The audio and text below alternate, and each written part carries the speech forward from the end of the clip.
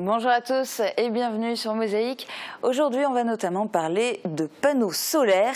Un champ photovoltaïque va être implanté sur le territoire de la Casque. Christian Hector nous en dira plus tout à l'heure. Bonjour. Bonjour. Et merci de participer à cette émission. Bonjour aussi à toi, Marie. Salut. Tu nous dévoileras les commentaires des internautes qui ont réagi à la question du jour. Pour le moment, on va à Siltzheim, où les parents d'élèves sont déçus. Thomas Drouin est sur place pour nous en dire plus. Thomas, bonjour. Dis-nous, quelle est la situation à Siltzheim ?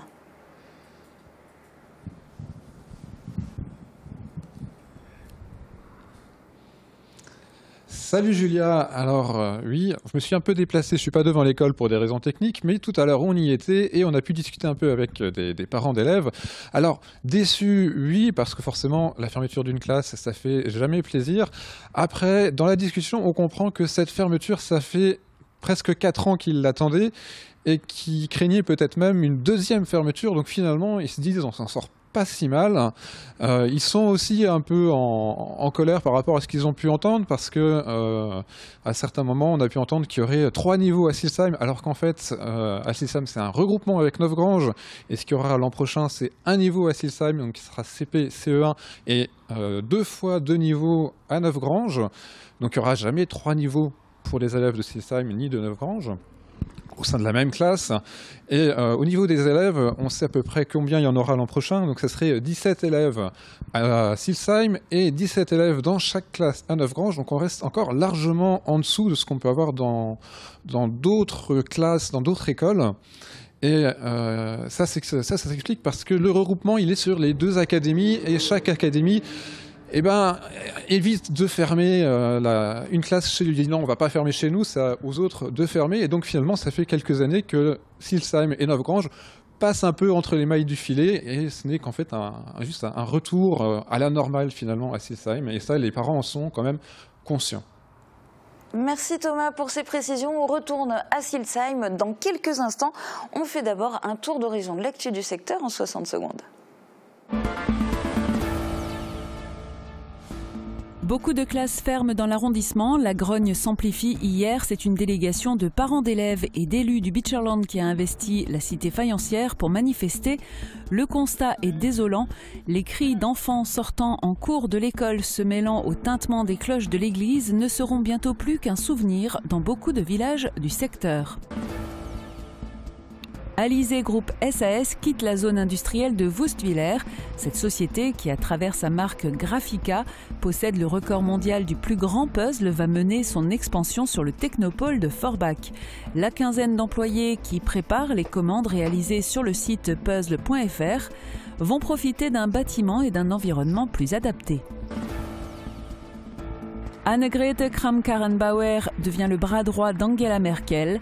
Elle quitte son poste de ministre-présidente de la Sarre et part à Berlin occuper les fonctions de secrétaire générale du Parti chrétien-démocrate. Angela Merkel a déclaré se réjouir de la décision de la Sarroise à un moment où la CDU, au gouvernement depuis 12 ans, traverse une période de crise. Un magasin de l'IAO à Sarreguemines. Il paraît que lorsque l'on a dormi sur un matelas gonflé à l'eau, on ne peut plus s'en passer tellement la sensation est particulière. Ces adeptes n'hésitent pas à parcourir de nombreux kilomètres pour s'en procurer. Ils auront la chance de trouver leur magasin à Sarreguemines, ouverture ce samedi. Un adolescent disparu dans le Gard, recherché jusqu'en Moselle-Est. Depuis peu à Sarreguemines, on peut voir des affiches alertant sur la disparition d'Antoine. Ses proches ont lancé un avis de recherche national. Si vous avez des éléments utiles, appelez le numéro vert 0800 97 14 30. Et les infos côté météo, a priori, ça reste au beau fixe. Voici les prévisions de Météo France pour demain. Avec le Crédit Mutuel, partenaire des grands événements sportifs.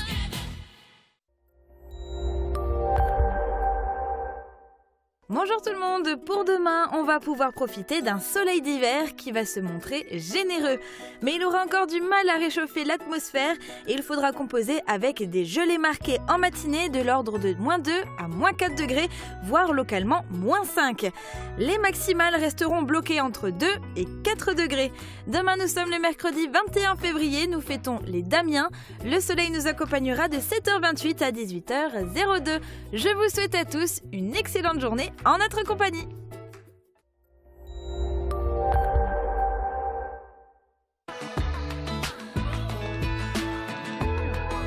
Ravalement de façade, crépissage, isolation extérieure. Ne cherchez plus, faites appel à Eurofaçade.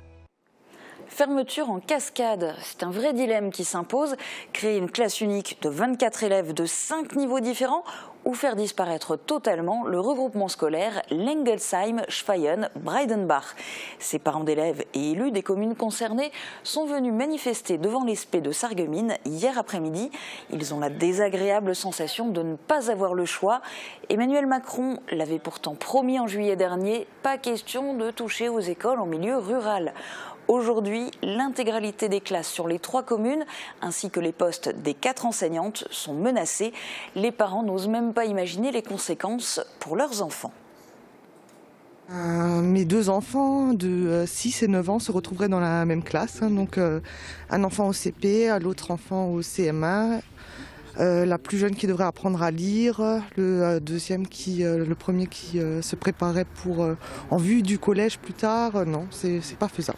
J'espère qu'il n'y aurait pas de fermeture, mais on verra. On fait notre maximum, on a fait des pétitions. À voir, on verra. On est des petites communes, il y a peu de services, de moins en moins, et de là fermer une école, ça mène à rien, parce qu'en fait ça fait boule de neige, et moins il y a d'écoles, moins il y aura d'enfants, moins il y aura de parents, et puis au bout d'un moment il n'y aura plus rien. Et malheureusement, le dédoublement des classes réalisées dans les zones d'éducation prioritaire ne s'applique pas dans ce cas présent. Au départ, un seuil minimum d'élèves par classe aurait permis le maintien du regroupement scolaire. 2 élèves supplémentaires à Schweyen auraient donc pu changer la donne. Le problème pour cette commune frontalière, certains parents laissent leurs enfants dans les écoles en Allemagne, ne permettant pas d'atteindre ce seuil à temps. Le maire de Schweyen explique sa déception. Au départ, on nous annonce aussi également des seuils minimums. Aujourd'hui, c'est plus vrai, il n'y a plus de seuil minimum, donc on est un peu dans le flou. On ne sait pas à partir de combien notre classe va fermer pour se retrouver en classe unique. Ils parlent d'une fermeture de classe, mais pour nous, on parle de fermeture d'école. Comme on a un regroupement avec 3 communes, donc chaque commune a un bâtiment, donc une école. Et bien sûr, ça freinerait le dynamisme, ça freinerait les investissements, d'autant plus qu'on a des investissements qui sont en cours. Et puis on aurait dû démarrer les travaux début mars, mais maintenant avec cette classe unique, on a peur qu'il y ait un éclatement du regroupement, et puis voilà, il n'y aurait plus rien du tout. Je veux dire, mais après, voir M. Macron au mois de septembre venir inaugurer des classes de CP, CE1 avec 12 élèves, et nous on va se retrouver avec une classe unique de 24 élèves, je ne vois pas où il est l'avancée. Il n'y a pas d'avancée, on va en recul. Depuis 2 semaines, parents et élus se mobilisent, notamment via une page Facebook et une pétition qui a déjà récolté plus de 850 signatures. Prochaine étape, ce jeudi 22 février, pour connaître l'avenir du regroupement scolaire du Pays de Bitche. En Lorraine, 200 classes sont concernées par des fermetures, dont 95 en Moselle. Et à 2 pas, il y a l'Alsace. Silsheim est la seule commune alsacienne de la Casque. Le regroupement scolaire avec Neufgrange ne suffit pas. Une classe est sur la sellette. Thomas Drouin a recueilli il y a quelques minutes la réaction d'une parent d'élève qui est aussi conseillère municipale. Vous, qu'est-ce que ça vous fait qu'il y ait une fermeture de classe ici à Silsheim? Ça fait pas plaisir, parce que y a des enfants, mais ils sont pas tous scolarisés à Silsheim et Neufgrange, quoi. C'est dommage. Est-ce que vous comprenez que c'est quelque chose qui est nécessaire? Est-ce que vous y attendiez à cette fermeture? On s'y attendait parce que ça fait quelque temps qu'on en parle, mais je pensais pas que ça arriverait réellement, quoi. Et d'après vous, est-ce qu'il y avait des choses qui auraient pu être faites auparavant pour peut-être éviter cette fermeture? Faire des enfants et les mettre dans son village à l'école, quoi. Les scolariser ici. Et pas les... Bon, après je comprends, les parents qui travaillent les mettent plutôt en internat, en garde, quoi. Mais on aurait pu, oui, faire plus d'accueil au périscolaire à Neufgrange et pendant les vacances, parce que c'est ça qui pose problème. Voilà. Et justement, qui est ce regroupement avec Neufgrange? Est-ce que c'est, d'après vous, quelque chose qui permet de sauver quand même un peu l'école de Silsheim ou... Bien sûr. Parce que Neufgrange fait beaucoup, quoi. Plus que Silsheim? Non. Ouais, je suis conseillère municipale. On défend quand même notre village. Après, voilà. Il faut s'adresser aux parents qui ne les mettent pas dans leur village, à l'école, quoi. Parce que concrètement, au niveau de la municipalité, s'il y a Silsheim, qu'est-ce qui a été fait, par exemple, pour essayer peut-être d'accueillir du monde? Ou est-ce qu'il y a des choses qui ont été mises en place? Non, pas tellement, parce que c'est Neufgrange qui a un peu le monopole. Et du coup, voilà, Silsheim suit, quoi. Et il n'y a pas le choix, c'est comme ça. Il n'y a que 2 classes ici. Le reste, c'est à Neufgrange, quoi. Voilà. Je vous en prie. C'est la saison des feux de cheminée et des soirées douillettes au coin du feu. Mais attention, l'hiver, c'est aussi le moment de penser à l'entretien de sa cheminée ou tout autre dispositif de chauffage. Un accident est si vite arrivé alors qu'il peut être si facilement évité. Explication dans ce reportage d'Uranie Tozik. Loin est le temps des petits ramoneurs, brosse à la main, visage noir de suie. Aujourd'hui, le métier possède une toute autre image et manque cruellement de candidats. Pourtant, le ramonage ne reste pas moins obligatoire, notamment pour la sécurité des particuliers, et réglementé. Dans le règlement sanitaire départemental, tout est expliqué, c'est 2 fois par an, dont 1 fois pendant la période de chauffe. Ça va être pendant que les installations sont en service, on va dire que c'est à partir de septembre jusqu'à avril. 2 fois par an donc pour les chauffages au fioul, au bois, au charbon, ou encore si vous utilisez un poêle à granulés, 1 fois par an pour les chauffages au gaz. Sur le secteur de Sarreguemines, ces ramoneurs effectuent près de 8 interventions par jour. L'opération est simple, nettoyer les parois internes des conduits avec une brosse hérisson et en même temps aspirer les résidus. Il est d'ailleurs conseillé de faire appel à une entreprise certifiée. Et après chaque intervention, nous remettons un certificat de ramonage qui dira au client « Ok, c'est bon, vous pouvez y aller, vous pouvez chauffer en toute sécurité, votre installation est contrôlée ». Il s'agit d'ailleurs d'un document sur lequel s'appuient les experts et assureurs en cas de sinistre. À défaut d'entretien de la part de l'occupant des lieux, le risque de déclencher un feu de cheminée est accentué. Ce que c'est un feu de cheminée, c'est un feu qui se déclare dans un conduit d'évacuation de fumée qui est relié à un foyer. Comme on a des matériaux qui sont particulièrement combustibles, on a donc de la chaleur intense qui se dégage à l'intérieur de la cheminée.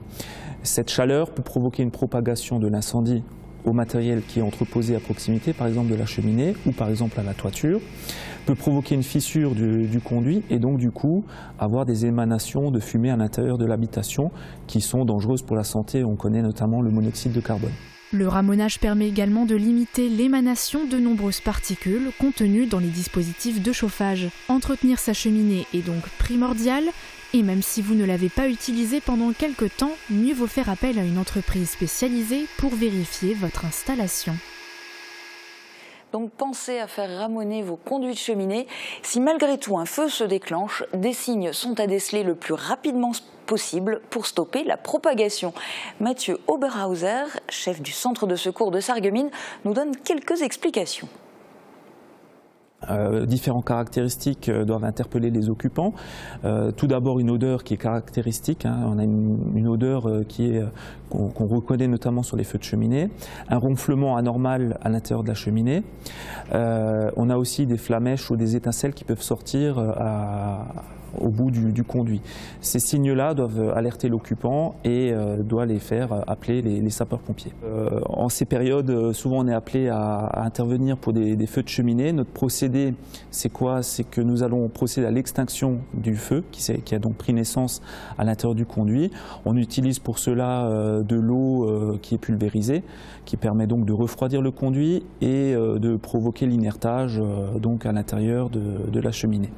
On procédera aussi à l'évacuation des débris incandescents et des dépôts incandescents. Et on conseillera à l'occupant de ne plus mettre en installation donc son foyer en attendant l'intervention d'un fumiste qui lui procédera au contrôle du conduit et qui exclura tout risque d'émanation de fumée. Quelques infos maintenant concernant nos voisins. Un centre de recherche sur la cybersécurité a ouvert ses portes à l'université de Sarrebruck. Le CISPA veut être un lieu de référence au niveau mondial en matière de cybersécurité.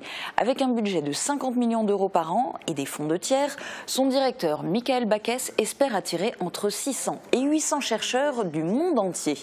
La ministre présidente de la SAR, Annegret Kramp-Karrenbauer, était présente lors de l'ouverture le 15 février. Pour elle, ce centre de recherche est une immense chance pour la SAR. Mais ironie de l'histoire, elle va quitter la SAR pour aller à Berlin, où elle sera désormais secrétaire générale de la CDU. Lui n'est pas attendu à Berlin, mais en Corée, Cédric Schramm et sa fameuse banderole Sarreguemines brillent pour le moment par leur absence, au point de susciter des discussions sur les réseaux sociaux. Libérer la banderole Sarreguemines. Les internautes s'inquiètent de ne pas voir le célèbre drapeau au JO. Mais la raison est très simple, explication de Thomas Drouin et Romain Rouanet. D'ailleurs, où est passée la banderole Sarreguemines présente sur presque tous les grands événements sportifs Je me suis posé la même question. Rendez-nous le drapeau Sarreguemines. Sarreguemines est mort. Vive Sarreguemines! Faut monter un front de libération du drapeau Sarreguemines au JO. Voici le type de discussion que l'on peut découvrir sur les réseaux sociaux ou sur les forums en ligne traitant des Jeux Olympiques à Pyeongchang. Que les internautes se rassurent, non, la banderole n'est retenue nulle part, elle est juste restée à Sarreguemines chez son propriétaire. Une décision de ne pas se rendre en Corée du Sud qui s'est prise assez tard, car il fut difficile, cette fois-ci, pour Cédric Schramm de composer entre prise de congé et billets d'avion pas trop chers. L'année 2008 étant très chargée au niveau événement sportif, il faut faire un choix à un moment ou à un autre, quoi. Donc là, c'était la mort dans l'âme qu'on a dit hop, on part pas sur les Jeux d'hiver. Les JO, il les suit donc de chez lui, s'amusant parfois à s'imaginer où il aurait pu poser sa désormais célèbre banderole, sans pourtant penser que son absence ferait autant réagir. D'ailleurs, quand il découvre l'ensemble des tweets constatant l'absence de banderole que nous lui avons ramené, voici sa réaction. Mais je suis étonné de voir tout ça par contre. Est-ce que vous avez trouvé ça où ? Alors il se prend au jeu et répond à quelques-uns s'interrogeant sur la non-présence de la banderole Sarreguemines dans le public des dernières compétitions de haut niveau. Tiens, j'ai pas encore vu le drapeau Sarreguemines au JO. Ils foutent quoi? Ils ont décidé de payer des études à leurs gosses plutôt? Donc bon, avec mon ami Joël là, qui vient souvent avec moi sur les épreuves, on n'a toujours pas d'enfants, donc on n'a toujours pas d'études à payer à nos enfants. Mais voilà, donc c'est pas la raison. C'est pas la raison pour laquelle on n'est pas parti à Pyeongchang. Le mec avec le drapeau de la France où il y a écrit Sarreguemines, il n'est pas au match genre Real Madrid PSG. Ouais, donc là, ça c'était autre chose. Donc là, c'est vrai que pour avoir des billets pour aller à Bernabeu ou au Parc des Princes, donc là c'était un peu plus compliqué que ça. C'est sûr que les gens pensent que je vais voir beaucoup d'événements médiatisés qu'on montre à la télé et tout. Mais après non, je vais voir beaucoup de compétitions même entre guillemets, amateurs, où des fois j'emmène le drapeau, des fois j'emmène pas. Mais après, non, c'est pas spécifique aux événements médiatisés. Je commence à m'inquiéter en regardant Pyeongchang 2018, toujours pas vu le mec de Sarreguemines avec son drapeau. Ouais, donc je peux vous confirmer que vous ne le verrez pas, ça c'est sûr. Donc je vais encore suivre la dernière semaine devant mon écran d'ordinateur. Et puis en espérant être de la partie dans 2 ans du côté de Tokyo, dans 4 ans du côté de Pékin. En attendant, Cédric Schramm et sa banderole Sarreguemines participeront à des compétitions moins médiatisées. Il se peut par exemple qu'elle fasse le voyage au championnat du monde de semi-marathon à Valence en Espagne le 24 mars. En route vers les compétitions nationales, 89 twirleuses et twirleurs du Grand Est étaient réunis ce week-end à Hoondelin pour participer à la coupe et au championnat régional. 75% d'entre eux ont obtenu à cette occasion leur billet pour les finales nationales. Marie Laurence et Guillaume Dumonteil vous proposent dans ce reportage de découvrir ce sport peu connu.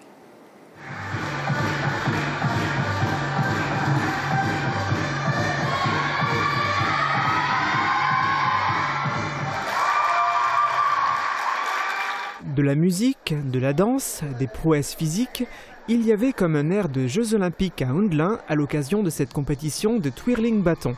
Un parallèle renforcé par le moment de stress que vivent les sportifs à l'issue de leur prestation lorsqu'ils attendent les notes des juges. Comme le patinage artistique, chaque mouvement a une cotation, des bonifications, éventuellement une pénalité au cas où ça serait un peu moins bien réalisé que ça le devrait. C'est un sport qui allie donc le maniement du bâton, c'est le principal attrait de notre discipline. Et puis après, c'est un mélange avec la gymnastique, la danse et puis l'expression corporelle, l'expression artistique.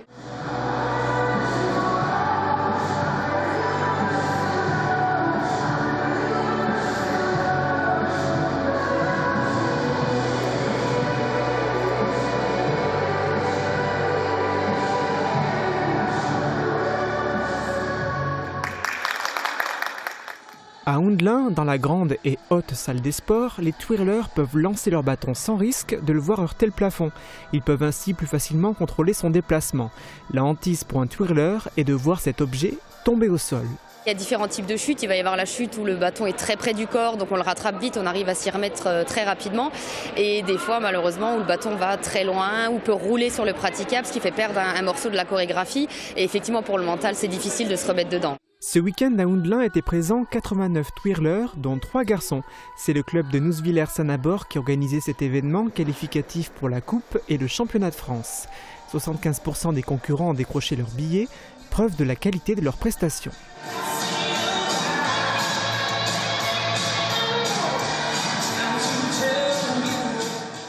14 médailles d'or et 3 médailles de bronze. Les judokas du club Les 4S ont de quoi être fiers. Ils viennent de revenir des qualifications pour le championnat de France à Thionville. C'est du judo adapté et voilà comment ça se pratique. Sport, SAR, synergie et solidarité. Au judo club des 4S, 22 personnes s'entraînent chaque semaine en section sport adapté. Leur point commun, elles sont toutes atteintes d'un handicap mental. Il y a à peine 6 ans, aucun club de ce genre n'existait dans le secteur. Aujourd'hui, les sportifs viennent de toute la région pour s'entraîner une fois par semaine. Tous les mercredis, on a un entraînement de 2 heures et une fois par mois, nous avons un entraînement bien spécifique à Großbielersdorf dans un club de judo normal. Certains judokas sont même champions de Lorraine dans leur catégorie. Ils préparent d'ores et déjà la prochaine compétition nationale.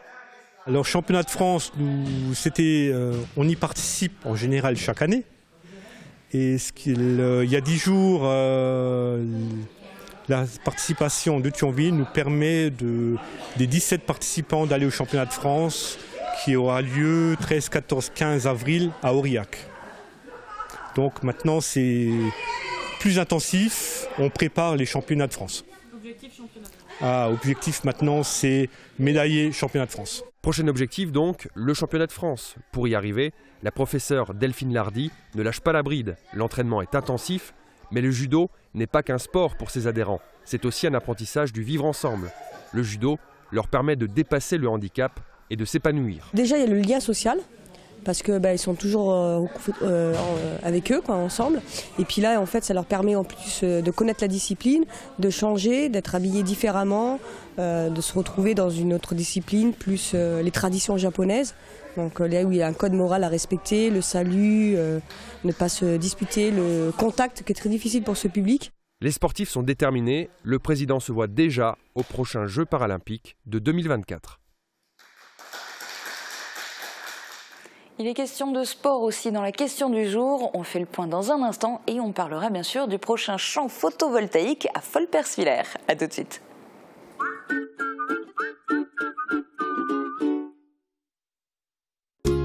Faites le plein d'énergie. Avec votre magasin La Vie Claire, découvrez tous les produits bio pour une cure de remise en forme. Jus de bouleau, jus de légumes, compléments alimentaires. Bio Santé Crépy, La Vie Claire, au 5A rue des Ormes, à Sarreguemines. La Vie Claire. Maintenant ça suffit. Hein. Toi, tu vas te faire appareiller. Restez en sécurité avec la passion de l'audition.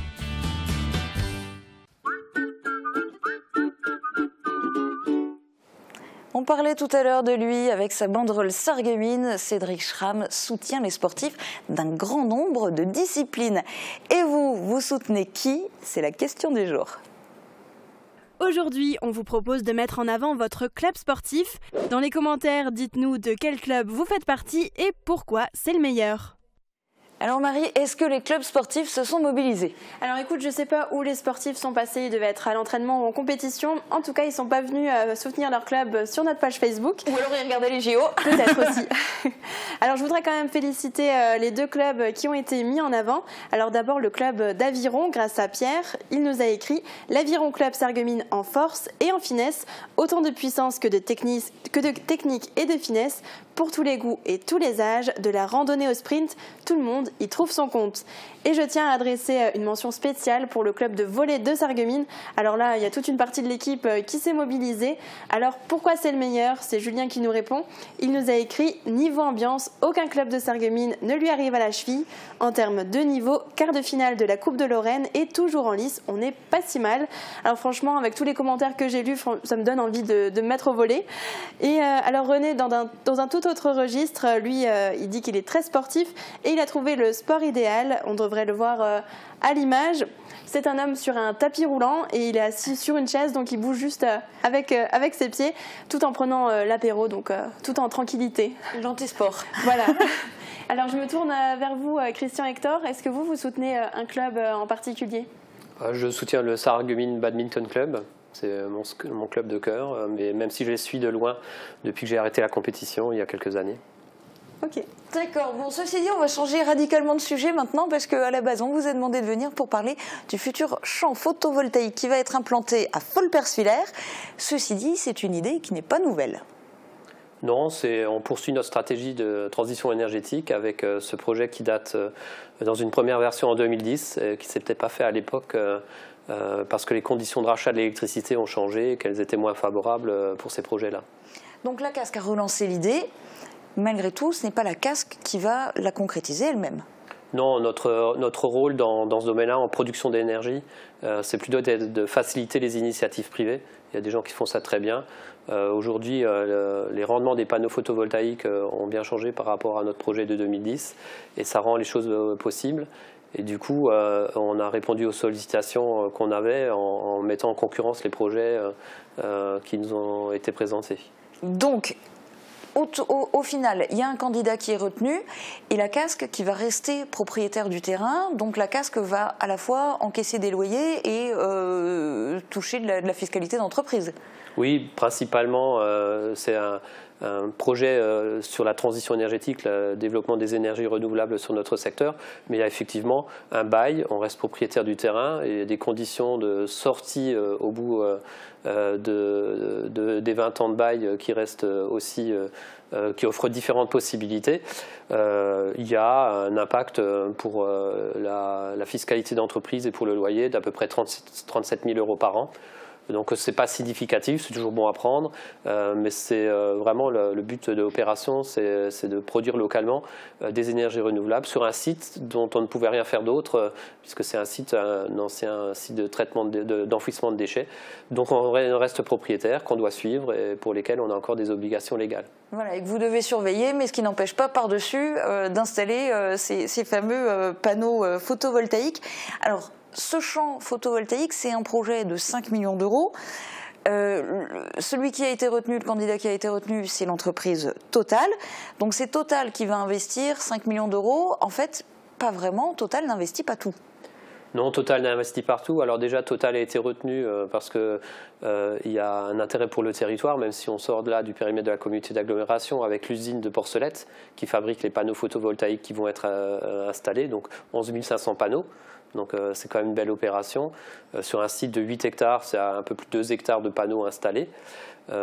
Donc la société Total investit 5 millions d'euros et ouvre 400 000 € du fonds participatif. Donc les particuliers auront la possibilité, s'ils le souhaitent, d'investir un petit peu d'économie plutôt que de le mettre sur un livret qui ne ramène pas forcément grand-chose en ce moment, de le mettre sur des parts de cette ferme photovoltaïque. Donc plutôt que d'acheter des actions, on achète un morceau de panneau solaire? Alors je pense que ce n'est pas plutôt que d'acheter des actions, plutôt plutôt que de mettre un petit peu sur un livret A par exemple, un livret bleu, c'est peut-être d'acheter quelques panneaux solaires, quelques actions de la société qui sera créée pour 400 000 €, donc à un montant à définir, chaque particulier, pour investir. Vous pourrez investir pour vos enfants, plutôt que de leur mettre de l'argent de côté sur un livret, investir dans ces actions-là. Donc ça donne une petite couleur locale aussi à la transition énergétique, un geste citoyen.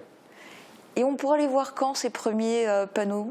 Alors tout d'abord, il y a un événement, enfin une étape importante, c'est d'être retenu au niveau des appels d'offres nationaux qui sont lancés par la Commission de régulation de l'énergie, qui retiennent les projets au niveau national. Donc la commission CRE, donc c'est sa désignation, va faire ce choix-là en juin 2018. Donc c'est la condition suspensive. Pour l'instant, on va signer une promesse de bail avec la société Total et avec les panneaux SunPower. Et on va ensuite attendre le résultat de la CRE. Et si tout se passe bien, en juin 2018, le projet sera lancé effectivement avec une signature de bail et des travaux qui vont durer à peu près 1 an avec la production d'électricité qui va démarrer deuxième semestre 2019.